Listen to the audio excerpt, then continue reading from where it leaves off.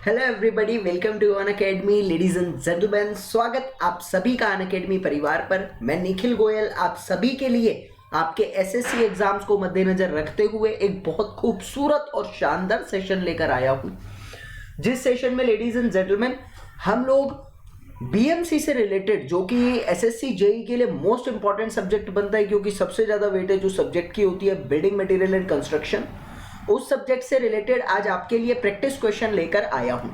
इन questions को करने से आप लोगों को कुछ पैटर्न पता लगेगा, क्योंकि ये सभी क्वेश्चन जो है ये प्रीवियस ईयर एग्जाम से रिलेटेड है। तो ये आपको पता लगेगा कि आपके एग्जाम में किस टाइप के क्वेश्चन आते हैं, प्लस आपको कॉन्फिडेंस आएगा कि आपकी प्रिपरेशन जो है वो सही तरीके से चल रही है। अगर आपको प्रिपरेशन करनी है और आप प्रिपरेशन वैसी नहीं कर पा रहे हैं तो आपको समझ भी आ जाएगा कि आपको कौन कौन से टॉपिक पढ़ने की जरूरत है, क्योंकि मैं आपको एनालिसिस करते टाइम ये भी बताता हूं कि इस टाइप के क्वेश्चन हर साल आपको देखने को मिलते हैं। और लास्ट में सेशन में मैं आप लोगों को ये भी बताऊंगा कि किस टाइप के क्वेश्चन आपको जल्दी करने चाहिए ताकि आपका एग्जाम बहुत अच्छे तरीके से चले जाए। तो इस ब्यूटीफुल सेशन को करने से पहले एक छोटी सी इंफॉर्मेशन आप सभी के लिए। लेडीज एंड जेंटलमैन, हमेशा की तरह मैं आपको बताना चाहता हूं कि अनअकैडमी के प्लेटफॉर्म पर मैं अपना प्लस कोर्स स्टार्ट कर चुका हूं। जो भी बच्चा मेरी गाइडेंस में अपनी एसएससी जेई की तैयारी करना चाहता है, सिविल इंजीनियरिंग सीखना चाहता है, तो ये मेरा कोड है एनजी लाइव। जब आप ये कोड अप्लाई करेंगे तो आपको 10% का डिस्काउंट मिलेगा, जो कि आपको एश्योरिटी देता है कि आप मेरी फैमिली का मेंबर बन चुके हो। Whenever you are going to do the payment, तो पेमेंट करते टाइम आपको क्या करना है सर, लास्ट में एक ऑप्शन आता है हैव अ रेफरल कोड का। यहां पर आपको मेरा एनजी लाइव कोड लिखना है and by applying this code you will automatically gate 10% discount. और 10% डिस्काउंट जैसे ही आपको अवेल हो जाए आप निश्चिंत हो जाइएगा, आप मेरी गाइडेंस में आ चुके हैं। आपका एक एक पल कैसे यूटिलाइज करना है वो अब मुझ पर निर्भर करता है और मैं अपनी ड्यूटी को बखूबी निभाना जानता हूं। मेरे प्यारे दोस्तों, सेशन को स्टार्ट करने से पहले आप सभी के साथ एक छोटी सी इंफॉर्मेशन शेयर करना चाहता हूं कि मैं इस वीडियो के अंदर आप लोगों को प्रीवियस ईयर कुछ बीएमसी के क्वेश्चन करवा रहा हूं। हर क्वेश्चन के लिए मैं आपको 10 से 15 सेकंड का समय दूंगा ताकि आप क्वेश्चन के बारे में थोड़ा सा सोच सके और उस क्वेश्चन के साथ कंफर्टेबिलिटी फील कर सके। उसके बाद उस क्वेश्चन का सॉल्यूशन भी मैं ही आपको कराऊंगा। तो आप वीडियो को हर क्वेश्चन के बाद पॉज भी कर सकते हैं और अपने आप सॉल्व भी कर सकते हैं। नहीं तो आपको अगर क्वेश्चन आता है और आप जल्दी से उसको सॉल्व कर रहे हैं तो प्लीज आप लोगों से रिक्वेस्ट है कि अपना स्कोर जरूर लिखते रहिएगा कि कितने क्वेश्चन आपके सही हुए, कितने क्वेश्चन आपके गलत हुए, और उसको कमेंट बॉक्स में जरूर मेंशन करना। बिकॉज जितना ज्यादा आप कमेंट में ये चीज लिख के दोगे मुझे उतना समझ में आता रहेगा कि आप लोग अभी कहां पर लाए करते हो and at what level you need to practice so that you can score well in your SSC JE exam, जो हाल ही में होने वाला है। तो मेरे प्यारे दोस्तों, without wasting the time session को स्टार्ट करते हैं। ये क्वेश्चन नंबर 1 आपकी स्क्रीन पर आया। What the question number 1 is saying to you, the defect that is caused by the falling of the rainwater on hot surfaces of the brick is known as, the defect that is caused by falling of the rainwater on hot surface of the brick is known to be as bloating, scuffs, cracks या lamination। Option A, option B, option C या फिर option number D. Now ladies and gentleman, अभी आप लोगों को 10 second का समय मिलेगा। बहुत आसान है, option A B C D. आप वीडियो को पॉज करके अपना आंसर देख सकते हैं और मैं इस क्वेश्चन का आंसर करना चाहूंगा। According to me option number B is the correct answer of this question. एक एक करके मैं थोड़ी बहुत इनके बारे में आपको चीजें बता देता हूं कि ये होता क्या है। देखिए ladies and gentleman, whenever we are talking about the cracks, तो क्रैक ज्यादा कब आते हैं, जब आपके ब्रिक्स के अंदर लाइन ज्यादा हो जाता है। जब आपके ब्रिक्स के अंदर लाइन एक्सेस क्वांटिटी में प्रेजेंट होता है तो आप याद रखेंगे उसमें क्रैक आने के चांसेस ज्यादा होते हैं। जब आपके ब्रिक के अंदर एयर वॉइड्स ज्यादा होते हैं, एयर वॉइड्स ज्यादा होते हैं तो आपकी ब्रिक का सरफेस लेमिनेटेड कहलाता है, यानी वो रिएक्शन कम करता है, उसका रिएक्शन रेट कम हो जाता है, जिसके कारण वो लेमिनेटेड सरफेस कहलाता है। ब्लोटिंग का मतलब होता है आपका, ब्लोटिंग का मतलब होता है कि आपका जो ऊपर का मास होता है, ब्रिक का जो ऊपर का सरफेस होता है वो फूला फूला हो जाता है। तो I will say that it is a kind of the spongy mass. Spongy mass का मतलब ब्रिक्स का सरफेस जो है वो फूला फूला होता है, परफेक्ट शेप नहीं आती, तो हम कहते हैं ब्लॉटिंग है। और शफ्स आपको पता लग ही चुका है। So according to me option number B is the correct answer of this question. Next question आपके स्क्रीन पर आया, the gel space ratio of a sample is given as 0.589। ये आपको जेल स्पेस रेशियो गिवन है 0.589। आपको बोला गया है कि थ्योरेटिकल स्ट्रेंथ कितना होगा। I am giving you 15 second to solve this question. You can use calculator as well. आप अपने आप से कैलकुलेटर का यूज कर सकते हैं क्योंकि समय हमारे पास कम रहता है, हमें कंसेप्ट क्लियर करने होते हैं। तो क्वेश्चन आपकी स्क्रीन पर है और आंसर का मुझे इंतजार है कि आप लोगों का जेल स्पेस रेशियो गिवन है and you are asking about the theoretical strength of the concrete sample. Okay, अभी मैं स्टार्ट करवाता हूं। आप लोगों को एक छोटा सा फॉर्मूला याद रखना है and the formula is very important to us. Theoretical strength is given to me as 240 into में x का cube, where x is the gel space ratio. I will solve it with the help of calculator and I will get it as, ladies and gentlemen, 240 into 0.589 का cube means 49.04 Newton per mm square. Its answer is option number A. Major thing what you need to learn only and only this formula. और इसी के साथ मैं आपको advice करना चाहूंगा कि भैया आप खुद से एक छोटी सी चीज जानकर रखिएगा, that is the gel space ratio. इसका भी फॉर्मूला होता है और ये होती क्या है इसके बारे में थोड़ी डिटेल रखना, क्योंकि एसएससी 2016 के अंदर इसका क्वेश्चन आ चुका है। तो अंदाजा मेरा यही कहता है कि 2019 और 20 वाले सेशन में भी पूछा जा सकता है। इसीलिए दरख्वास्त मेरी, एडवाइस मेरी कि आप लोग इसके बारे में जरूर पढ़ के रखेंगे खुद से। एक बात क्वेश्चन को आगे बढ़ाने से पहले कहना चाहता हूं, हमेशा कहता हूं कि पूरा साल आप लोगों ने परोस के लिया है। कहने का मतलब है खुद से कुछ नहीं करा। जो फैकल्टी ने आपको, जो एडुकेटर ने, जो आपके परम प्रिय शिक्षक हैं, उन्होंने आपको परोस के दे दिया और आपने ले लिया, नोट्स बना लिए और उन्हीं को पढ़ दिया और उन्हीं के आए हुए क्वेश्चन को सॉल्व कर दिया। लेकिन एक बात याद रखना, अगर महान बनना है, शिखर तक पहुंचना है तो हाथ पैर खुद मारने पड़ेंगे, क्योंकि स्विमिंग सीखते टाइम भी जब तक गोता खुद से नहीं लगाओगे तो स्विमिंग नहीं आती है। और हर स्विमर आपको धक्का देगा ना उसके पानी के अंदर, ताकि आप स्विमिंग सीख सको। तो भैया लास्ट टाइम पे आप खड़े हो, मेरा मानना ये है कि आप लास्ट टाइम पे अगर खुद से चीज़ों को देखते हैं, खुद से उसकी परख करते हैं, खुद से एनालिसिस करते हैं, तो मेरी ख्याल में आपके दिमाग में ज़्यादा देर तक बैठती है चीज़। तो लास्ट टाइम पे एक दो पॉइंट ऐसे होते हैं जो आप खुद से देखेंगे तो अच्छा रहेगा। मैंने भी बहुत बारी बताया है जेल स्पेस रेशियो, लेकिन according to me you should clear the concept by your own because it is very important for us. तो थोड़ा सा फॉर्मूला और थोड़ी सी डेफिनेशन याद रखेंगे, एग्जाम में आया हुआ पार्ट है, ठीक है। तो according to me correct answer is option number A. Next question आपकी स्क्रीन पर आया। I am giving you 15 second to solve this question according to me. What is the maturity of the concrete sample? Time into temperature, time upon temperature, time upon temperature, वो दोनों same ही हो गए, time plus temperature. According to you ladies and gentleman, what is the maturity of the concrete? Option A, option B, option C, option number D.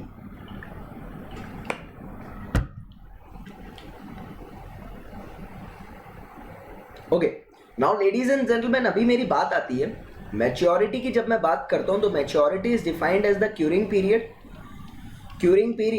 Into में temperature और उसका पूरे का सिग्मा। कहने का मतलब है if you are having the 2 और 3 curing periods of different samples तो मैच्योरिटी सबका सम करी जाती है, ठीक है। तो ये चीज आपको याद रखनी है। According to you and me option number A is the correct answer of this question. Next question आता है, the aggregate which is obtained from the sea shore of the river and produces minimum voids in the concrete. शब्दों पर गौर देंगे। मिल कहां से रहे हैं? सी शोर से मिल रहे हैं, मिनिमम वॉइड्स दे रहे हैं। उन एग्रीगेट्स को आप क्या कहते हैं? Angular aggregate, flaky aggregate, irregular aggregate या rounded aggregate? I am giving you 10 second to solve this question. According to me 10 second is sufficient. वो एग्रीगेट जो मिनिमम वॉइड्स प्रोड्यूस करते हैं, उन एग्रीगेट्स को आप क्या कहते हैं?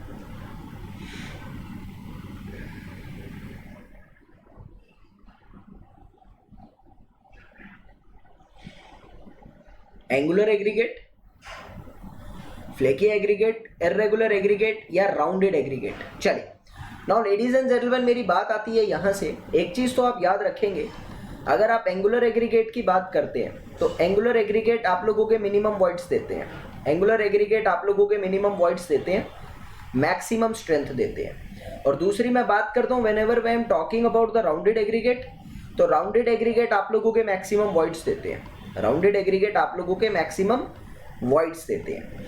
अब मेरी बात आती है कि हम इर्रेगुलर एग्रीगेट और फ्लेकी एग्रीगेट को कभी कंक्रीट के अंदर यूज ही नहीं करते, स्ट्रेंथ बहुत कम देता है, ठीक है, not used in concrete, not used in concrete. तो अभी बात आती है, बच्चों का कहना होता है राउंडेड को भी तो यूज नहीं करते, राउंडेड को कर लेते हैं क्योंकि राउंडेड एग्रीगेट जो है ये मेरे को वर्केबिलिटी ज़्यादा देते हैं, इसकी वर्केबिलिटी इंक्रीज होती है, तो हम राउंडेड एग्रीगेट को यूज कर लेते हैं। According to me and you minimum voids आपको एंगुलर एग्रीगेट दे रहा है, so option number A is the correct answer of this question. इसी के साथ एक छोटी सी चीज आती है, उसका भी जरा आप लोग ध्यान रखेंगे, एक टर्म आती है that is known to be as angularity number. Now what is the angularity number, उस पर भी गौर देंगे।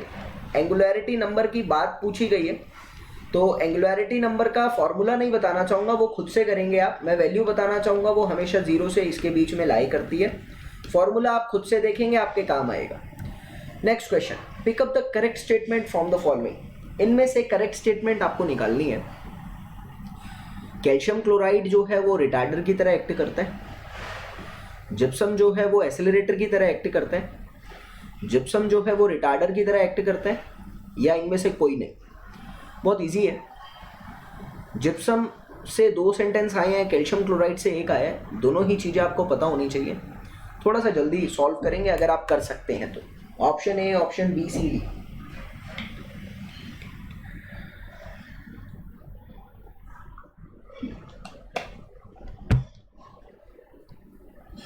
देखिए, जिप्सम की मैं बात करूं तो जिप्सम हमारे सीमेंट प्रोड्यूसिंग एलिमेंट के अंदर, सीमेंट जब प्रोड्यूस होती है उसके अंदर 4% मैक्सिमम मिलाया जाता है, जनरली 2 से 3% मिलाया जाता है, ठीक है। क्यों मिलाया जाता है, ये एज अ रिटार्डर एक्ट करता है आपकी सीमेंट के अंदर, आपकी सीमेंट जो है वो सेट जल्दी ना हो, पूरा प्रोसेस फॉलो कर सके, उसमें रिटार्डर की तरह एक्ट करता है।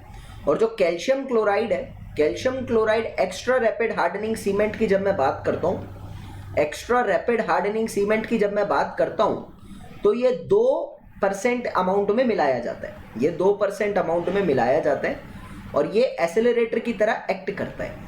So I will say ladies and gentleman कि आपका जो जिप्सम है ये रिटार्डर की तरह एक्ट कर रहा है, आपका कैल्शियम क्लोराइड एसेलरेटर की तरह एक्ट कर रहा है। पहला सेंटेंस गलत है, दूसरा गलत है, third one is the correct answer of this question. Next question, high temperature की वजह से क्या होता है, आपके कंक्रीट की स्ट्रेंथ इंक्रीज होती है, आपके कंक्रीट की स्ट्रेंथ डिक्रीज होती है, कंक्रीट की स्ट्रेंथ पे कोई इफेक्ट नहीं आता, या क्या होता है, आपके अकॉर्डिंग क्या होता है, हाई टेम्परेचर की वजह से आपके कंक्रीट की स्ट्रेंथ पे क्या असर आता है? जल्दी करेंगे लेडीज एंड जेंटलमैन। मैं आपको एक छोटा सा प्रोसेस बताऊंगा, आपको समझ में आ जाएगा।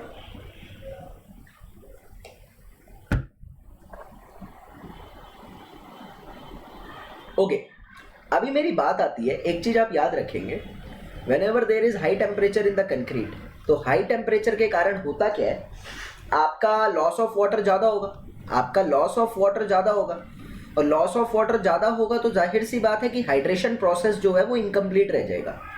हाइड्रेशन प्रोसेस जो होता है सीमेंट का वो इनकम्प्लीट रह जाएगा, एंड एवरीबडी नोज दैट कि हाइड्रेशन प्रोसेस अगर इनकम्प्लीट रह गया तो स्ट्रेंथ की जो गेनिंग पावर होती है, स्ट्रेंथ रेट होता है, जो स्ट्रेंथ का गेनिंग रेट होता है वो पूरा नहीं हो पाएगा, स्ट्रेंथ का गेनिंग रेट इनकम्प्लीट रह जाएगा, यानी पूरी स्ट्रेंथ नहीं आ पाएगी। So I can say that कि strength will be going to decrease, कहीं ना कहीं स्ट्रेंथ कम हो जाएगी क्योंकि पूरी स्ट्रेंथ आ ही नहीं पाएगी। So I will say that option number B is the correct answer of this question. Next question आपकी स्क्रीन पर, an aggregate is said to be flaky. Flaky aggregate क्या होता है, उसकी least dimension is 1/5 of the mean dimension, 2/5, 3/5 और 4/5। I will give you only in 10 second to solve this question. Sir बहुत ज़्यादा easy है, आपको याद रखना है, बहुत ज़्यादा इजी क्वेश्चन आपके बीच ही आया। एक एग्रीगेट फ्लेकी कब होता है? ओके, मैं सॉल्व कर देता हूं।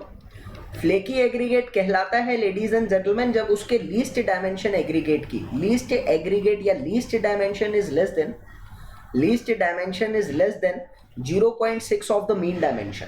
0.6 ऑफ द मीन डायमेंशन जब चलता है, यानी 0.6 का मतलब 3/5 हो गया ना, ऑप्शन नंबर सी। सिमिलरली आपके पास एक और एग्रीगेट आता है, that is known to be as the elongated aggregate. Elongated aggregate में क्या होता है, जब largest dimension greater than 1.8 times mean dimension, और I will say that it is also equal to 9/5। तो आप लोग याद रखेंगे 9/5 ऑफ मीन डायमेंशन या 1.8 टाइम्स एलोंगेटेड एग्रीगेट होता है, और 0.6 times of mean is flaky aggregate. So according to me answer आ गया option number C. Next question आप लोगों का स्क्रीन पर आया, size of the fine aggregate do not exceed from. Fine aggregate का साइज किससे ज़्यादा नहीं होना चाहिए, 2.75, 3 mm, 3.75 और 4.75। बहुत इजी क्वेश्चन आ गया। 5 सेकेंड का समय मेरे अकॉर्डिंग आपको लगना चाहिए इस क्वेश्चन को पढ़ना, सॉल्व करना, सारी चीज़ें देखना। Solve it ladies and gentleman, according to you what is the correct answer of this question. Size of the fine aggregate do not exceeds what, option A, option B, option C, option number D. चलिए अभी बात आती है यहाँ पर कि fine aggregate की मैं बात करना चाहूँ तो फाइन एग्रीगेट होता क्या है, when 50% of the mass, when 50% of total volume of the aggregate is less than 4.75 mm। जब आपकी लेस देन और इक्वल टू 4.75 mm से कम होती है 50% volume of the total aggregate, 50% और मोर, तो उसको कहते हैं फाइन एग्रीगेट। कोर्स एग्रीगेट के साइज की मैं बात करूं तो कोर्स एग्रीगेट में क्या होता है, 50% और more of the total volume greater than 4.75 mm। So I can right है ना कि 4.75 से बड़ा साइज नहीं होना चाहिए if you are talking about the fine aggregate. So option number D is the correct answer of this question. Initial setting time of a rapid hardening Portland cement is nearly what? Initial setting time of the rapid hardening cement कितना होता है, half minute, 5 minute, 30 minute और 45 minute. जल्दी करेंगे ladies and gentleman, according to you कितना होता है rapid hardening cement का इनिशियल सेटिंग टाइम कितना होता है।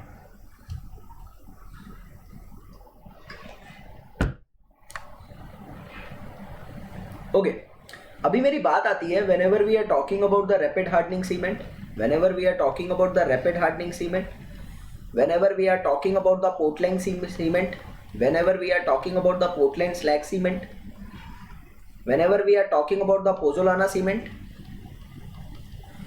whenever we are talking about the extra rapid hardening cement, whenever we are talking about the ordinary Portland cement, all will have 30 minute, all will have 30 minute of IST and 600 minute of FST. Final setting time will be equal to 600 minute, initial setting time will be equal to 30 minute. But whenever we are talking about the quick setting cement, have a concentration here, बहुत important है और exam में कई बार पूछा गया। Quick setting cement की बात करूँ तो इसका IST होता है 5 मिनट का। You should learn this because मैंने याद करा है तो आपको भी करना पड़ेगा, एग्जाम में पूछता है। और सर क्विक सेटिंग सीमेंट का फाइनल सेटिंग टाइम अप्रॉक्सीमेटली 1 घंटे के आसपास का होता है, आपको ये चीज़ याद रखनी है। तो अभी आंसर तो हो गया ऑप्शन नंबर सी। 5 मिनट किसका था, क्विक सेटिंग का। 45 किसी का नहीं होता और इतना कम किसी का नहीं होता, तो ये याद रखना। नेक्स्ट क्वेश्चन, M25 ग्रेड के लिए split tensile strength in percentage of its compressive strength कितना होगा। M25 ग्रेड के लिए split tensile strength in percentage of the compressive strength कितना होगा। 7 to 11%, 18 to 28%, 28 to 38 and 38 to 48। I am giving you 40 seconds to solve this question। इतना time तो लग जाएगा सॉल्व करने में, करिए।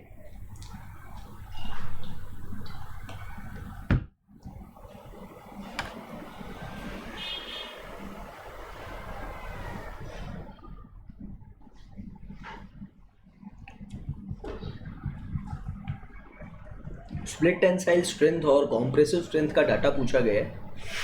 Now ladies and gentleman solve करते हैं। अगर आप लोग सॉल्व भी कर रहे हैं तो आप पॉज कर सकते हैं वीडियो को और फिर सॉल्व करके अपना आंसर चेक जरूर करिएगा। स्प्लिट टेंसाइल स्ट्रेंथ की मैं बात करता हूँ अगर, तो सर स्प्लिट टेंसाइल स्ट्रेंथ क्या होता है? 1 मिनट का वेट करिएगा, 1 मिनट का वेट करिएगा guys.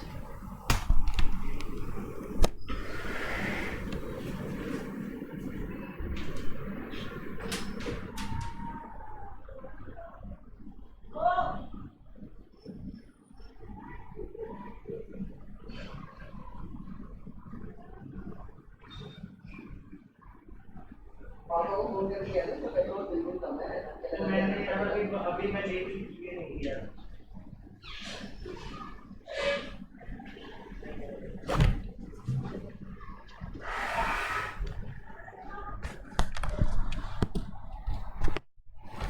Okay, now ladies and gentleman, बात आती है यहाँ से कि स्प्लिट टेंसाइल स्ट्रेंथ का फॉर्मूला क्या होता है। That is equal to 0.66 of F into CR, where FCR is flexure tensile strength and the flexure tensile strength is what? FCR is the flexure tensile strength. It is equal to 0.7 root of FCK. It is equal to 0.7 root of FCK. तो अभी मेरी बात आती है यहाँ से 0.66 into में 0.7 of root of FCK मैं कर सकता हूँ. What is FCK here? FCK is 25. It is given ना. तो I will say that split tensile strength is equal to 0.66 into 0.7 into root of 25 is 5. When I will solve it I will get it as 2.31. Sir आपको बोला गया है percentage निकालनी है. You can say that 2.31 upon में 25 into में 100 करूँगा, 9 के आसपास आ रही है, 9.3% के आसपास आ रहा है. आई कैन से लेडीज एंड जेंटलमैन, यहाँ से ऑप्शन नंबर ए मैच कर रहा है. 7 से 11 के बीच में लाई कर रहे हैं ना. क्वेश्चन का कंसेप्ट जरूरी है, कैलकुलेशन तुम कर सकते हो. मेरे पास ये चीज़ सॉल्व करी हुई पड़ी हुई थी इसलिए मैंने डायरेक्ट लिख दी, बट आप लोगों को कंसेप्ट समझ के चलना है. That is important. Next question. In the initial process of hydration of OPC to complete all chemical reaction, initial process of hydration of OPC to complete all chemical reaction, water requirement कितना चाहिए होता है भाई साहब? बहुत सही question आ गया आपके बीच और बहुत इजी क्वेश्चन है.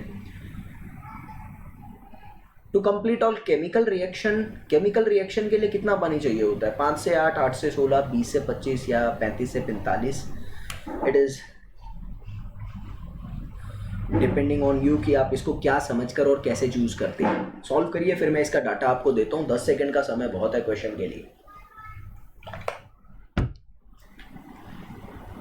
अभी मेरी बात आती है, देखिए बच्चों को एक चीज मैं बताना चाहता हूँ कि केमिकल रिएक्शन के लिए जो पानी की जरूरत होती है, experimentally it has been proved that कि 23% होती है.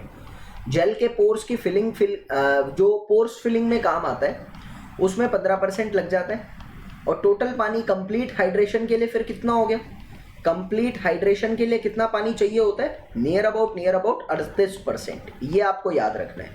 तो अभी क्वेश्चन में तो सिर्फ केमिकल रिएक्शन पूछा है ना, तो आई विल से यहाँ बच्चे कंफ्यूज होते हैं. मैक्सिमम उनको पता होता है 38%, लेकिन भाई जिस चीज़ के लिए पूछा गया है उस चीज़ के लिए आंसर करेंगे. सो अकॉर्डिंग टू मी 23% है. ऑप्शन सी की तरफ ज़्यादा मैचिंग जा रही है मेरे आंसर की, तो I will say option C is the correct answer of this question. Which of the below is an example of plasticizer. Plasticizer के एग्जाम्पल आपके अकॉर्डिंग इनमें से क्या है? Hydroxylated carboxylic acid, fluorosilicate, gypsum या सुर्खी. Option A, option B, option C and option number D. Solve करेंगे. I am giving you 5 to 10 second to solve this question. इस टाइप के क्वेश्चन ऐसे होते हैं, आता है तो आता है, नहीं आता तो नहीं आता, ऐसे होते हैं. ठीक है, सॉल्व इट.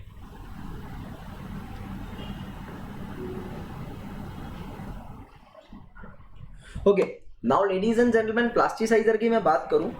प्लास्टिसाइजर होता क्या है भाई? प्लास्टिसाइजर क्या होता है ये आप लोग खुद करिएगा. ठीक है, आई विल से दैट एक होता है आपका एसिलरेटर, एक होता है आपका एसिलरेटर, एक होता है आपका रिटार्डर, एक होता है आप लोगों का प्लास्टिसाइजर, और एक होता है आप लोगों का एयर एंट्रेनर. एक होता है आपका एयर एंट्रेनर और एक होता है आप लोगों का सुपर प्लास्टिसाइजर. इन पांचों के बारे में जरा बहुत जानने का प्रयास करिएगा. बहुत काम की बात है क्योंकि हर साल एक क्वेश्चन इसमें आता ही आता है. अभी एग्जाम्पल की जहां तक बात आती है, मैं एग्जाम्पल करवा देता हूँ. प्लास्टिसाइजर के एग्जाम्पल में मैच जो हो रहा है वो मेरे पास हो रहा है हाइड्रोक्सिलेटेड कार्बोक्सिलिक एसिड. और भी एग्जाम्पल लिख लो. प्लास्टिसाइजर के एग्जाम्पल आते हैं, एक तो लिग्नोसल्फेट, ये आपको याद रखना है यहाँ से, लिग्नोसल्फोनिक एसिड।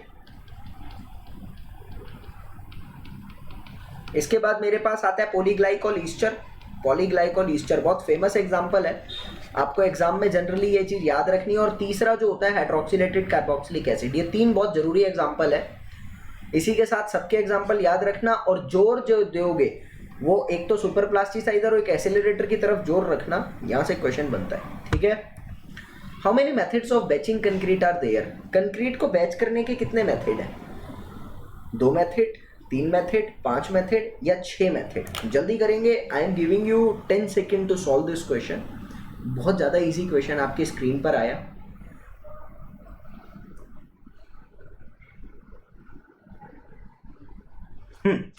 देखिए, बैचिंग करने के 2 तरीके होते हैं। बैचिंग जो है ये 2 तरीकों से करी जा सकती है। कौन कौन सी? एक तो होती है आप लोगों की वॉल्यूम वाइज, एक होता है आप लोगों का वेट वाइज।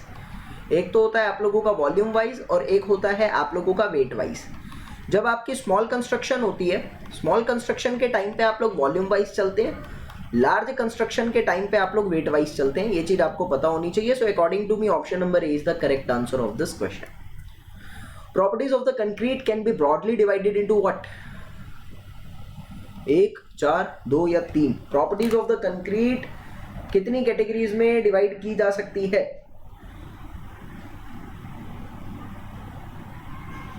1, 4, 2 या 3? बहुत इजी है। I will say it is option number C. मैं आपको बता देता हूँ। एक तो होता है मेरे पास फ्रेश कंक्रीट, एक होता है मेरे पास हार्ड एंड कंक्रीट जो सूख चुका है। 2 तरह के कंक्रीट होते हैं, एक होता है फ्रेश कंक्रीट, एक होता है हार्ड एंड कंक्रीट। तो 2 ही तो हुई मेरे पास कैटेगरी, तो बस 2 ही कैटेगरी में क्लासिफाई किया जाता है बेसिकली प्रॉपर्टीज को। तो option number C is the correct answer.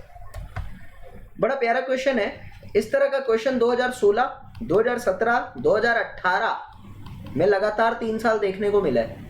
तो गौर फरमाइएगा, अच्छा क्वेश्चन है। और I will tell you the formula only. आप देखेंगे 2017 में तो 2 बार ही आया था ये क्वेश्चन, मतलब 2 एग्जाम में लगातार पूछा गया था। बहुत प्यारा क्वेश्चन है, आप देखेंगे बहुत काम आएगा। XYZ are the finest modulus of the coarse combined aggregate आपको गिवन है। Coarse fine and combined aggregate XYZ से मैच हो रहा है, उनके फाइनेस्ट मॉडुलस गिवन है। आपको कह रहा है percentage of the P of the fine aggregate to the combined aggregate कितना होगा? P to the combined aggregate कितना होगा? Option A, option B, option C, option number D. जल्दी सॉल्व करेंगे, बहुत इजी है। बोला गया है यहाँ पर x जो है वो कोर्स है, y जो है वो फाइन है एंड z जो है वो कॉम्बाइंड है, ठीक है। अब आपको बोला गया है percentage of the fine aggregate to combined aggregate. Fine aggregate to combined aggregate आपको निकालना है, तो कितना होगा? इट्स वेरी इजी क्वेश्चन देखी जाए तो। जल्दी सॉल्व करेंगे लेडीज एंड जेंटलमैन।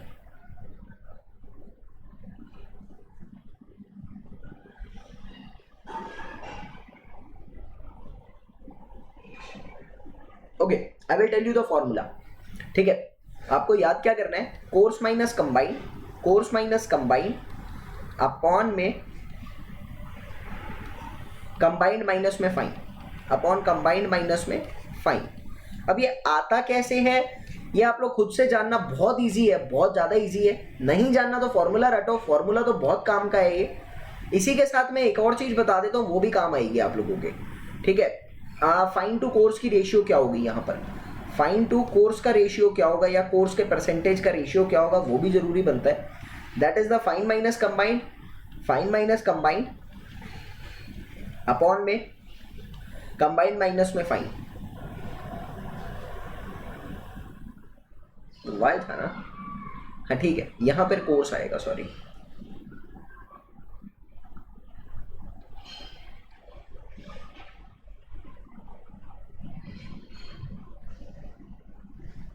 हाँ जी, अभी इसकी रेशियो मेरे पास आती है x माइनस जेड अपॉन में z माइनस में y,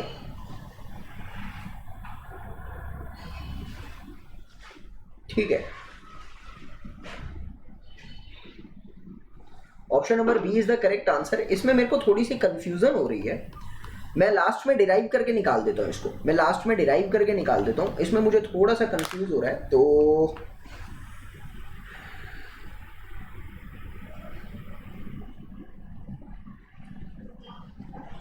x माइनस वाई निकलता है ना ऊपर। ओ शिट शिट शिट जी, अब ठीक है, अब ठीक है, 1 मिनट का पेशेंस करेंगे, थोड़ी गलती हो जाती है हम लोगों से भी। यहाँ पर कोर्स माइनस फाइन आएगा, वही मैं कह रहा था, कंबाइंड जब चल रहा है तो कोर्स माइनस फाइन जाता है। हाँ, यहाँ पर आएगा कोर्स माइनस फाइन और नीचे आता है मेरे पास कंबाइंड माइनस फाइन, नीचे आता है कंबाइंड माइनस फाइन और यहाँ पर मेरे पास कोर्स आता है, कोर्स माइनस कंबाइंड अपॉन में कंबाइंड माइनस फाइन और उधर course minus combined upon course minus fine. ये आप लोगों का टोटल फाइन टू कोर्स का रेशियो है। जो भी एग्जाम में पूछा हूँ आंसर कर देना। अभी फिलहाल बी ऑप्शन करेक्ट है, दोनों फॉर्मूले याद रखना, क्वेश्चन आता है, ठीक है। What is the percentage of the silica in the quality of the brick?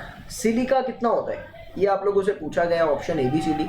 जल्दी करेंगे, क्वेश्चन आपकी स्क्रीन पर है। सिलिका कितना होता है? I will say ladies and gentleman, silica की मैं बात करना चाहूँ ब्रिक के लिए तो इट इज नियर अबाउट 50 से 60%, मैक्सिमम सिलिका ही होता है, मैक्सिमम सिलिका ही होता है। उसके बाद मैं बात करना चाहूँ एल्यूमिना की, तो एल्यूमिना आप लोगों का 20 से 30% के बीच वेरी करता है। बात करना चाहूँ मैं लाइम की, तो lime should be smaller than और equal to 5%। Whenever I am talking about iron oxide, reddish colour के लिए काम आता है और कुछ काम नहीं है, 5 से 6% है। Whenever I am talking about the magnesia, it is nearly equal to 1%। ये याद रखेंगे। इसी के साथ साथ मैं सजेस्ट करना चाहूँगा भैया सीमेंट का भी याद कर लेना, सीमेंट का भी याद कर लेना। So according to me option number D is the correct answer of this question, काम आएगा। To prevent segregation, maximum height of the placing of the concrete, IS 456 2000 से क्वेश्चन आ गया। BMC कह लो, कंक्रीट टेक्नोलॉजी कह लो, कुछ भी कह लो, बहुत इंपॉर्टेंट यार, बहुत इंपॉर्टेंट। जल्दी बताओ, 100 सेंटीमीटर, 125 सेंटीमीटर, 150 सेंटीमीटर या 200 centimetre?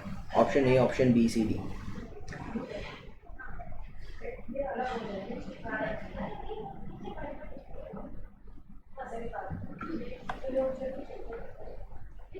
According to IS 456 maximum height जो आपको दे रखी होती है that is nearly equal to 1.5 metre, ठीक है। तो 150 सेंटीमीटर आंसर हो गया इसका, कोई डाउट ही नहीं है। लेकिन जनरली हम कितनी हाइट अडॉप्ट करते हैं? जनरली जो हाइट अडॉप्ट करी जाती है वो कितनी होती है? It is nearly equal to 100 centimetre और I will say that 1 metre. तो शब्दों पर गौर फरमाना। अगर आप IAS के एग्जाम में बैठे हो ना तो वो जनरल पूछता है, जेई वाला सिर्फ मैक्सिमम तक ही जाएगा, जनरल में कभी नहीं आ सकता, क्योंकि जो कोड में लिखा है जेई उससे आगे नहीं जाता, IAS कंसेप्ट की तरफ जाता है, ठीक है। Next question, calculate the percentage of the fine aggregate in combined aggregate. Sir वही आ गया, फाइन एग्रीगेट अपॉन में कॉम्बाइंड एग्रीगेट आपको निकालना है, उसका परसेंटेज है। So that finance modulus of the combined aggregate is 6.4, coarse aggregate and fine aggregate is 7.6 and 2.8। आपको बोला गया coarse aggregate is 7.6, fine aggregate is 2.8, combined aggregate is 6.4. So you are asking that you need to find fineness upon में combined. I can give you time to solve this question और मैं ही करा देता हूँ, समय अगर कम है आपके पास, चले मैं करा देता हूँ। बात आती है फॉर्मूले पर जाते हैं। तो फॉर्मूला हम लोगों ने अभी थोड़ी देर पहले देखा था, क्या था भैया? कोर्स एग्रीगेट माइनस में कॉम्बाइंड एग्रीगेट अपॉन में कॉम्बाइंड माइनस में फाइन, यही था। तो लगा दो ना, सोच क्या रहे हैं। कोर्स क्या था? 7.6, कॉम्बाइंड क्या था? 6.4 अपॉन 6.4 माइनस में 2.8 into 100। When I will be going to solve it I will get answer as कितना? ऊपर आ जाएगा 1.2, नीचे आ जाएगा 3.6 इंटू दिस, 33% के आसपास आंसर आ रहा है, ऑप्शन नंबर बी। बहुत ईजी है, ठीक है ना। चलो फॉर्मूला बेसिस है। Next question, if aggregate is completely pass through the sieve of 75 mm and are retain on the sieve of 65 mm, यानी एग्रीगेट का साइज जो है वो कहाँ से कहाँ तक है? 75 से लेकर 60 mm के बीच में इसका साइज लाई कर रहा है। Aggregate will be known as the elongated aggregate if its length not less than what? It is very easy question. Question में आपसे बोला गया कि 75 से 60 के बीच में साइज है। आपको बोला गया है कि aggregate elongated aggregate, the aggregates will be known as the elongated aggregates अगर उसका लेंथ कितने से कम नहीं है। तो सॉल्व करिए, आप लोग खुद से सॉल्व करने का प्रयास करिए, फिर हम आपको ये करा देंगे। जल्दी से करेंगे, बहुत इजी क्वेश्चन आपके बीच में आया।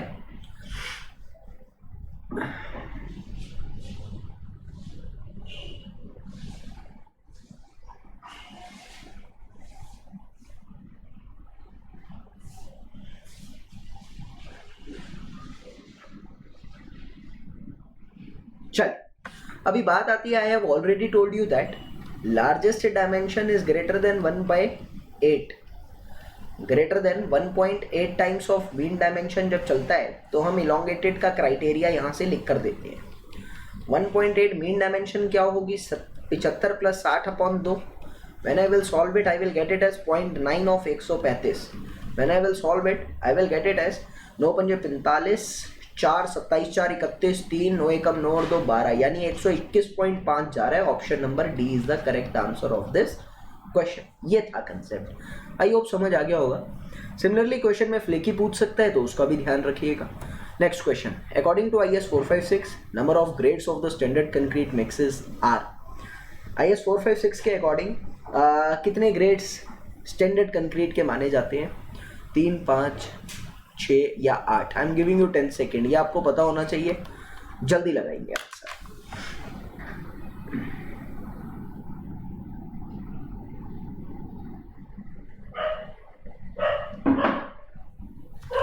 चले, मैं आपको बताना चाहता हूँ 3 तरह के कंक्रीट होते हैं। ऑर्डिनरी कंक्रीट जो M5 से लेकर M20 तक के कंक्रीट को इंक्लूड करता है। उसके बाद मेरे पास आता है स्टैंडर्ड कंक्रीट, ये क्या करता है, M25 से लेकर M55 तक करता था, लेकिन आजकल नए सिनेरियो के बाद 2013 में जब कोड रिवाइज हुआ है तो ये M60 को फॉलो करने लग गया। उसके बाद आता है आप लोगों का हाई स्ट्रेंथ कंक्रीट, ये क्या करता है, इट फॉलोज M65 से लेकर M100 तक के कंक्रीट को इंक्लूड करता है। ठीक है, अभी बात आती है यहाँ से लेडीज एंड जेंटलमैन, इसकी बात करी गई है तो M25 से M60 के बीच कितने कंक्रीट है, 25 है, 30 है, 35 है, 40 है, 45 है, 50 है, 55 है, 60 है। MM इनके आगे अपने आप लगा लेना, 1 2 3 4 5 6 7 8 कंक्रीट आ रहे हैं। Option number D is the correct answer of this question. कई बच्चों को कंफ्यूजन ये होती है क्वेश्चन में कि यार ये स्टैंडर्ड वाला कंक्रीट को M25 से लेकर M55 तक इंक्लूड करता था, सर ने 60 क्यों लिख दिया। देखिए 2013 में IS 456 कोड रिवाइज हुआ है, तो रिवाइज होने के बाद 55 की जगह 60 इंक्लूड कर दिया गया है। ठीक है, तो इसलिए मैंने 60 भी लिखा है। Next question, what is the ratio of the 7 day strength to 28 day strength of the concrete. 7 दिन की स्ट्रेंथ और 28 दिन की स्ट्रेंथ का रेशियो कितना होता है।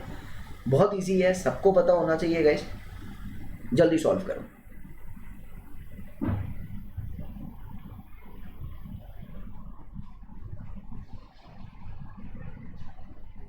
देखो 7 दिन में आती है 70%, 99% 28 दिन में आती है। When I will solve it, I will get it as what, near about 0.65।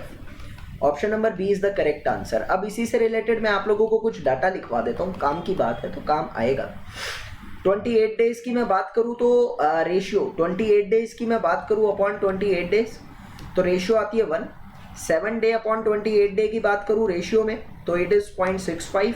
Whenever I am talking about 7 दिन हो गया, 3 दिन की बात करूँ मैं यहाँ से 28 दिन के आसपास, 28 दिन से 3 दिन का कंपेयर करूँ तो रेशियो मेरे पास आता है 0.4। और अगर मैं एक दिन की बात करता हूँ, 1 डे की बात करूँ 28 दिन से तो इट्स रेशियो इज 1.16।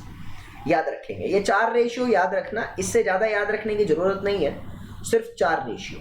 ठीक है, क्योंकि आजकल ना पैटर्न चेंज हो रहा है, पूछ सकता है। Next question, which of the following is correct for the workability having compacting factor of 0.92। Sir compacting factor जिसका 0.92 है ना, उसकी वर्केबिलिटी कैसी होती है, हाई होती है, लो होती है, मीडियम होती है, या इनमें से कोई नहीं होता। जल्दी करेंगे, बहुत इजी क्वेश्चन आपके बीच ही आया।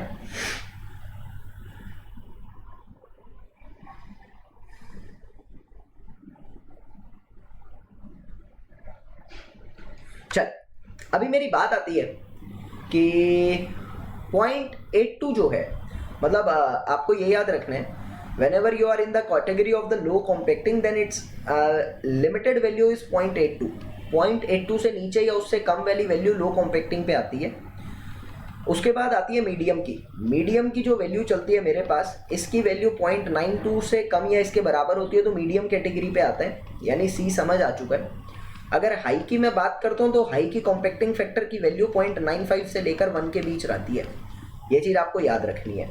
दूसरी बात आती है compacting factor value is directly proportional to workability, ये भी आपको याद रखना है, काम की बात है। इसके बाद मेरी बात आती है कि कॉम्पैक्टिंग फैक्टर की वैल्यू कितने से कितने के बीच लाई करती है। Compacting factor value lies between 0.65 से लेकर 1 के बीच लाई करती है। इससे कम वाली कंक्रीट को हम नॉट एक्सेप्ट करते हैं। कंक्रीट हैविंग लेस देन और equal to compacting factor is equal to 0.65, जिसकी कॉम्पैक्टिंग फैक्टर की वैल्यू 0.65 से कम होती है उस कंक्रीट को हम रिजेक्ट कर देते हैं, उस कंक्रीट को हम रिजेक्ट कर देते हैं, लेते ही नहीं है कंस्ट्रक्शन में। ठीक है, चलिए। Which of the following constituents is present in the blast furnace slag. Blast furnace slag में क्या क्या प्रेजेंट होता है? 50% alumina, 20% calcium oxides, 45% calcium oxide, 35% silica, 25% calcium oxide, 15% silica, 25% magnesia, 15% silica. I am giving you 10 second to solve this question. Solve करेंगे जल्दी से। Blast furnace slag में क्या प्रेजेंट होता है?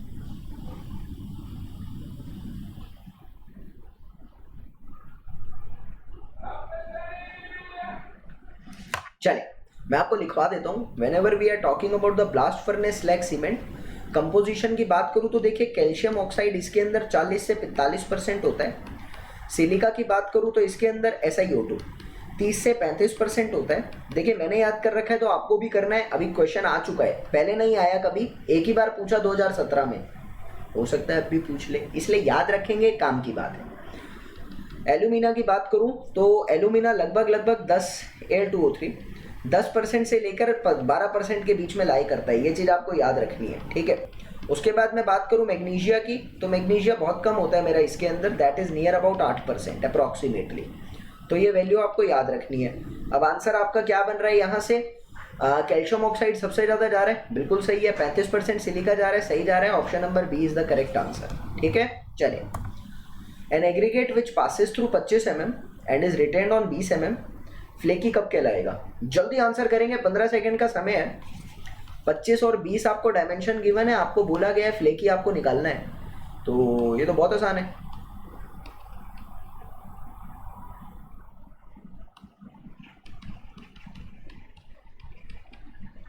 पैंतालीस 135 हो गया। 13.5 mm मेरा आंसर आ रहा है। आपको समझ आ गया होगा मैं क्या कर रहा हूँ। 0.6 ऑफ मीन डायमेंशन समझ में आ चुका है ना? Option number D is the correct answer.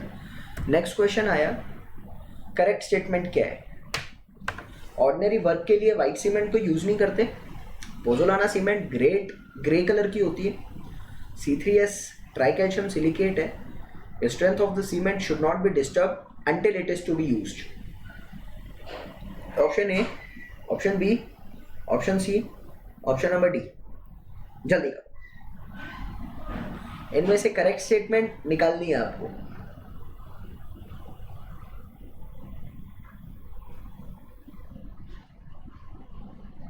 देखिए मैं आपको बताना चाहता हूं कि ऊपर वाली स्टेटमेंट एकदम सही लिखी है। ऑर्डिनरी वर्क के लिए हम व्हाइट सीमेंट को यूज नहीं करते।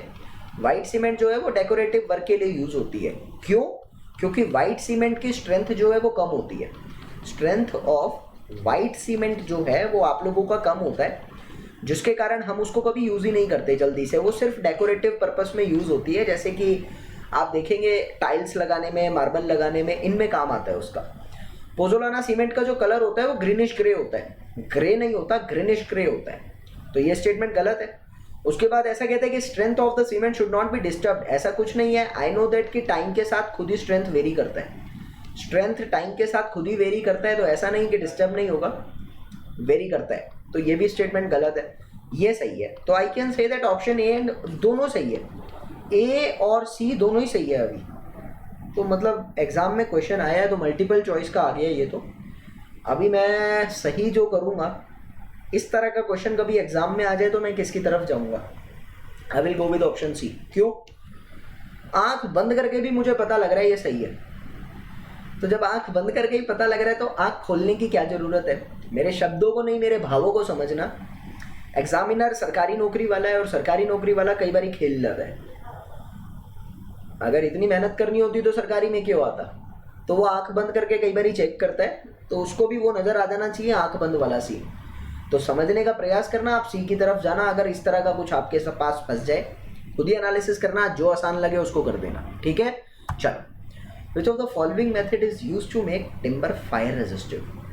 टिम्बर को फायर रेजिस्टिव बनाना है तो इनमें से कौन सा मेथड यूज किया जाता है? Coating with tar paint, pumping creosote oil into the timber, seasoning process, या अमोनियम सल्फेट में उसको सोक करवा के? Option A, option B, option C, option number D.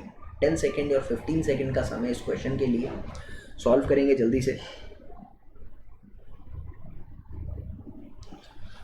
Okay, जल्दी करेंगे लेडीज एंड जेंटलमैन।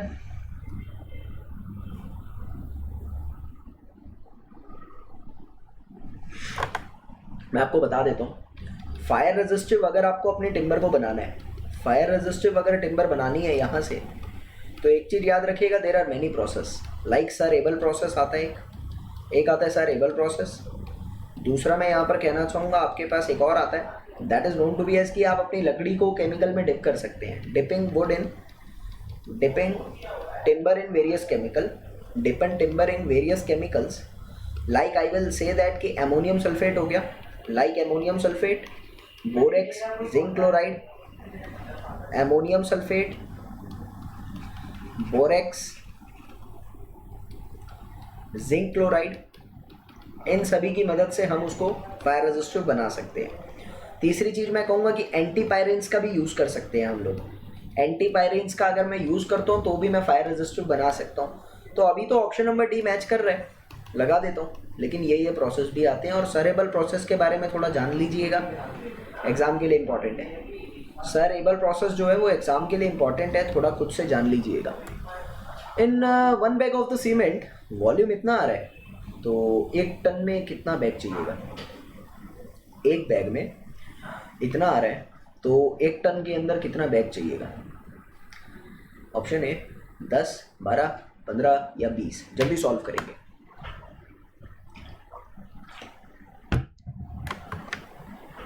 बहुत ज़्यादा इजी मुनीमी वाला क्वेश्चन आपके पास आया। आई विल से दैट सबको पता होना चाहिए। एक बैग सीमेंट की मैं बात करूँ तो 50 किलो वजन होता है। एक बैग सीमेंट में 50 किलो वजन होता है, तो 1000 किलो वजन के लिए कितने बैग चाहिएंगे? 50 से डिवाइड कर देता हूँ ना सर, 20 बैग की ज़रूरत पड़ेगी ना। हो गया, option number D is the correct answer. एक छोटी सी बात और बता देता हूँ, डेंसिटी ऑफ द सीमेंट कितनी होती है सबको पता होनी चाहिए, that is 1440। Cost and estimation में काम आएगी, ठीक है। चले नेक्स्ट क्वेश्चन कहता है, in ordinary Portland cement 99% initial strength कब अचीव होती है? 3 दिन, 7 दिन, 28 दिन या 1 साल? आई विल गिव यू 5 सेकेंड, क्योंकि अभी सॉल्व करें सर। 99% स्ट्रेंथ कब अचीव होती है? 3 दिन, 7 दिन, 28 दिन या 1 साल? सबको पता है we are achieving 99% strength in 28 दिन। बस ये चीज़ आपको याद रखनी है, ठीक है। Next question, in the process of the hydration of the OPC, chemical reaction complete करने के लिए क्वेश्चन रिपीट है, थोड़ी देर पहले ही करा था। Water requirement for the chemical reaction कितना होता है? हमने थोड़ी देर पहले ही देखा था 23%। I will say option B. Option number B is the correct answer. Repeated question है, आप इसको कर सकते हैं। नेक्स्ट क्वेश्चन क्या है, how many components are majorly useful for prepare concrete? ये अच्छा है, कितने कंपोनेंट की ज़रूरत होती है कंक्रीट को प्रिपेयर करने के लिए? Option A, option B, option C, option number D. बहुत इजी है।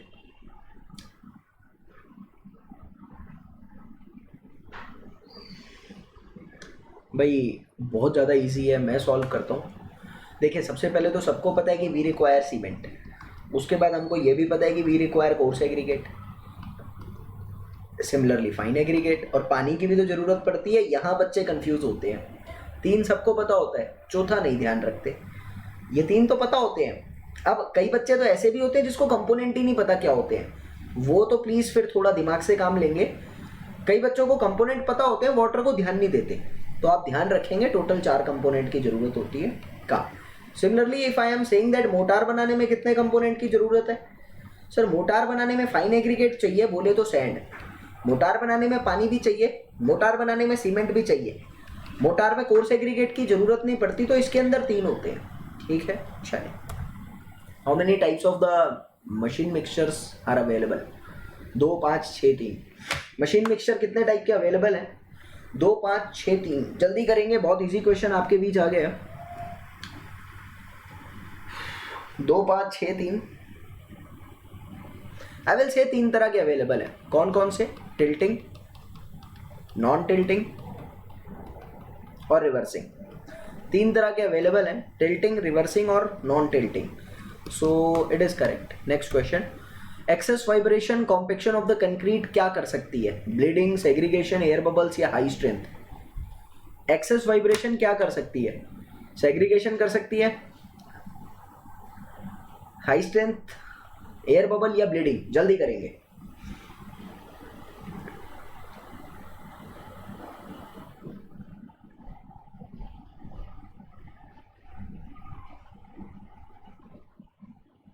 चलिए, नाउ लेडीज एंड जेंटलमैन, मैं आपको बताना चाहता हूँ, आपको कई किताबों के अंदर मिलेगा ब्लीडिंग, आपको कई किताबों के अंदर ब्लीडिंग मिलेगा, लेकिन गलत है।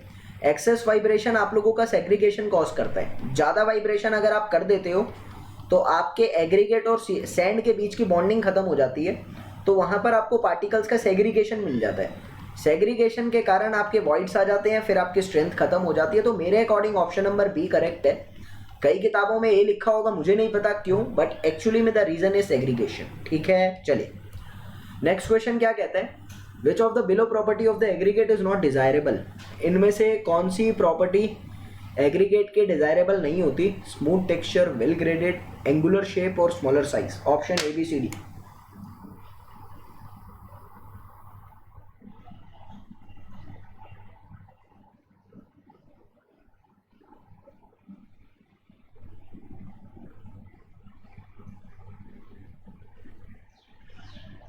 चल, अभी बात आती है यहाँ से कि जनरली मेरे अकॉर्डिंग लेडीज एंड जेंटलमैन हम एंगुलर शेप को यूज़ नहीं करते हैं।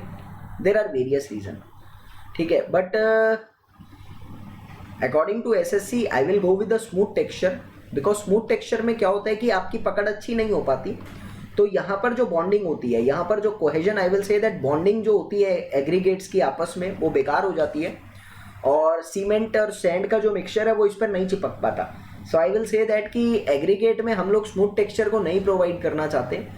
वैसे हमारी सारी चीज़ें चलती हैं। अभी एक क्वेश्चन बन सकता है कि अगर वाटर सीमेंट रेशियो को ध्यान में रखना चाहूँ, वाटर सीमेंट रेशियो को ध्यान में रखना चाहूँ या सरफेस एरिया को ध्यान में रखना चाहूँ, तो हम किसको यूज़ करना चाहेंगे? भाई सरफेस एरिया को अगर ध्यान में रखोगे ना, तो हम एग्रीगेट को यूज़ करना चाहेंगे, इसको हम यूज़ करना चाहेंगे। क्यों सर? इंटरलॉकिंग और सरफेस एरिया ज़्यादा मिलता है। ठीक है, the target mean strength is 27, standard deviation कितना होगा? अगर आपको बोले कि मीन स्ट्रेंथ जो है M20 ग्रेड का 27 है, ग्रेड कौन सा FC के कितना है, दैट इज 20, तो मीन डायमेंशन कितना होगा, सॉरी स्टैंडर्ड डिविएशन कितना होगा, सिग्मा कितना होगा?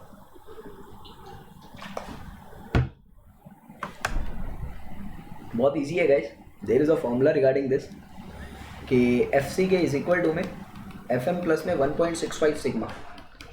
आई will say what is FC K, that is 27, sorry उल्टा लिख दिया मैंने। FC के इधर आएगा और FM इधर आएगा, गलती से हो जाता है कई बार यार। FM is equal to FC के plus 1.65 sigma, that is 27 plus में this. I will solve it, I will get it as 1.65, 700/165 is equal to sigma. When I will solve it, I will get it as कितना, लगभग 4 के आसपास आ रहा है मेरा option. 4 के आसपास जाएगा क्योंकि 16 चौक 64 होता है। हाँ, तो 4 के आसपास जा रहा है, यानी option number C is the correct answer of this question. Basic सा, but you need to learn, you need to learn only this, you need to learn only this. ठीक है, इसी के साथ एक लोड भी आता है, इसी के साथ एक लोड भी आता है, that is known to be as the mean load. अभी यहाँ बात आती है मेरी कि एक तो होता है आपका PCK, एक आता है आपका PM, एक आता है आप लोगों का प्लस में P 1.65 sigma. What is the PCK? PCK is the characteristic load. दिमाग में आजकल ये चीज़ें चल रही हैं क्योंकि पैटर्न चेंज हो चुका है, तो एग्जाम में ये चीज़ें आने के चांस बन रहे हैं। ये कहलाता है मीन लोड, ये कहलाता है मीन लोड। अभी स्ट्रेंथ के बारे में चीज़ पूछ रहे थे, लेकिन फॉर्मूला इंटरचेंज हो जाता है whenever we are going with the loading condition. ठीक है, चलिए percentage of the aggregate, fine aggregate इतना है, combined with the coarse aggregate, fineness modulus, ये सॉल्व करो भाई साहब। बड़ा प्यारा क्वेश्चन आ गया। क्वेश्चन में आपको बोला गया कि percentage of the aggregate of the fineness modulus 2.6 to be combined with coarse aggregate of fineness modulus this, obtaining the aggregates of fine aggregates से लास्ट वाला जो है ये fine aggregates होगा, obtaining the aggregates of this, solve it. Now ladies and gentlemen, according to you and me, it is given to me in the question that coarse aggregate की मैं बात करूँ तो फाइननेस मॉडुलस जो मुझे given था वो 6.8 है. अकॉर्डिंग टू द क्वेश्चन अगर मैं ध्यान से पढ़ूँ तो ये मुझे गिवन है फाइन, ये लास्ट वाला फाइन है ना. आई विल से दैट ये मुझे गिवन है यहाँ पर, एक minute, the percentage of the aggregate of the fineness modulus 2.6, coarse aggregate इतना, obtaining the aggregate, so mixture का मुझे गिवन है. फाइन एग्रीगेट 2.6 गिवन है और मिक्सचर कंबाइंड एग्रीगेट का फाइननेस मॉडुलस मुझे गिवन है 5.4. निकालना क्या है यार, फाइन टू कंबाइंड की रेशियो निकालनी है. कितनी बार करा हमने, कोर्स एग्रीगेट माइनस में combined aggregate upon combined aggregate minus में coarse fine aggregate into 100. When I will solve it I will get it as 1.4 upon में ये आ जाएगा 14 में से 8 और 2.8 इंटू 100, तो 50 आ रहा है. Option number C is the correct answer. मैंने फॉर्मूला यूज़ करा है, कुछ नहीं करा, ध्यान देंगे सिर्फ फॉर्मूला, ठीक है. आगे बात आती है, if the slump of the concrete is 60 mm, workability कितना होगा. अगर आपका स्लम्प जो है वो 60 mm है तो वर्केबिलिटी क्या होगा. टेबल लिखवा देता हूँ, टेबल ही है और कुछ नहीं है. कई बार होता है 0 से 25 mm, 50 से 100 mm, 100 से 175 mm. याद रखें 0 mm वाले को हम कहते हैं वेरी लो या फिर एक्सट्रीमली लो, कुछ भी कह लो. उसके बाद आता है मेरा लो, उसके बाद आता है मेरा मीडियम एंड उसके बाद आता है मेरा हाई. तो तुमको एक चीज़ तो समझ आ गई है, 60 mm किसके बीच लाई कर रहा है भैया, मीडियम के लिए. तो option C is the correct answer of this question. याद रखेंगे, छोटी मोटी काम की बातें. इसी के बाद नेक्स्ट क्वेश्चन आता है, what is gel space ratio of the sample. आ गया क्वेश्चन जो मैं कह रहा था, जेल स्पेस रेशियो का क्वेश्चन आया हुआ है, ठीक है. तो याद रखना भाई साहब, फॉर्मूला है और कुछ नहीं है. जेल स्पेस रेशियो फॉर्मूला होता है volume of the gel upon में स्पेस अवेलेबल. 0.657 इंटू में सी अपॉन में 0.319 इंटू सी प्लस में डब्ल्यू फॉर्मूला है. अब सारी चीज़ें देख लेते हैं क्या क्या गिवन है मुझे यहाँ से.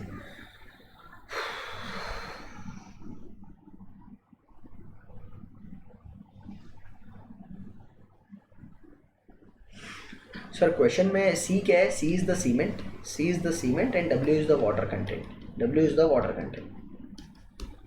What is the gel space ratio of the sample of the concrete. अगर मैं 600 ग्राम सीमेंट से अपना वाटर सीमेंट रेशियो 0.65 रख रहा हूँ तो कैसे क्या बन रहा है, can you please tell me.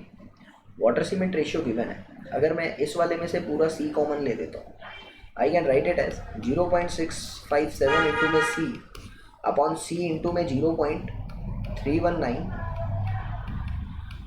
Plus में डब्ल्यू अपॉन में सी. कोई डाउट तो नहीं है, मैंने सी पूरे में से कॉमन ले दिया, सी से सी कट गया, अभी कुछ नहीं है, सारी वैल्यू पुट करा. 0.657 अपॉन में 0.319 प्लस में W.65 गिवन है W by C. When I will solve it I will get answer. जब सॉल्व करूँगा तो आंसर आएगा. मेरे पास आंसर जो आ रहा है ऑप्शन नंबर सी आ रहा है. मेजर थिंग जो थी वो मैंने बताई आपको, एक तो ये याद रखना है और एक वो याद रखना है, ठीक है. चलिए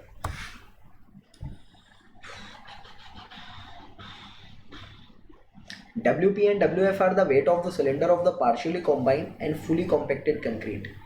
partially compacted upon fully compacted concrete का रेशियो क्या होता है, पहले तो मैं वही बता देता हूँ. इसको बोलते हैं कॉम्पैक्टिंग फैक्टर, इसको बोला जाता है कॉम्पैक्टिंग फैक्टर. और आपको क्वेश्चन में कह रहे हैं कि कॉम्पैक्टिंग फैक्टर का वैल्यू 0.95 है, 0.95 है. तो भैया कौन सी वर्केबिलिटी है ये, I have already told you ना. हाई कैसे सर, अभी थोड़ी देर पहले मैंने बताई थी. आपको ध्यान होना चाहिए, पिछले क्वेश्चन में हमने ये सॉल्व करी है. तो इसी के साथ आप लोगों से विदा लेना चाहूँगा लेडीज़ एंड जेंटलमैन. और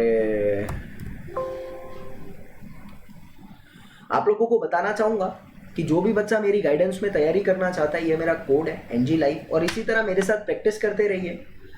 अभी क्या है कि हम लोग सिर्फ प्रैक्टिस करा रहे हैं, बट मेरा पढ़ाने का जो एम रहता है वो यही रहता है कि मैं बच्चों को सिविल इंजीनियरिंग प्रैक्टिकल बता सकूं, और मानो ना मानो मैं अपने एम में सफल भी हो रहा हूँ। क्योंकि कई बच्चों का मेरे साथ ऐसा कहना होता है कि सर हम जब साइट पे जाते हैं और वो चीज़ सामने देखते हैं तो आपके वो शब्द याद आते हैं जो आप पढ़ाते हुए हमें बताते हैं। मैंने यूट्यूब पे भी कई लेक्चर लिए हैं, और